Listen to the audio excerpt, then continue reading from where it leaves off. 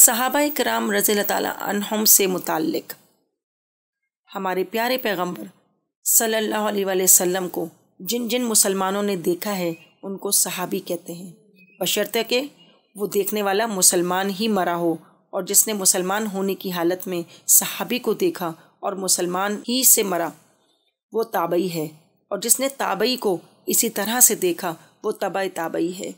ان سب کی فضیلت حدیث شریف میں خصوصیت کے ساتھ وارد ہوئی ہے۔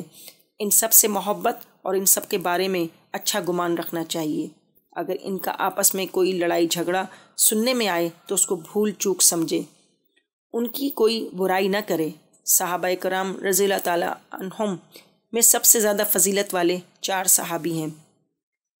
سب سے پہلے حضرت ابو بکر صدیق رضی اللہ تعالیٰ عنہ ہیں۔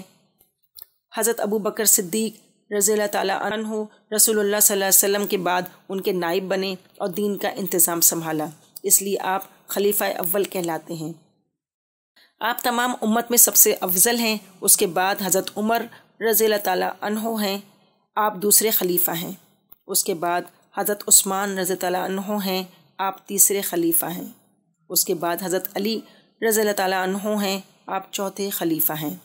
صحابی کا اتنا بڑا رتبہ ہے کہ بڑے سے بڑا ولی بھی رتبے میں ادنا درجے کے صحابی کے برابر نہیں پہنچ سکتا۔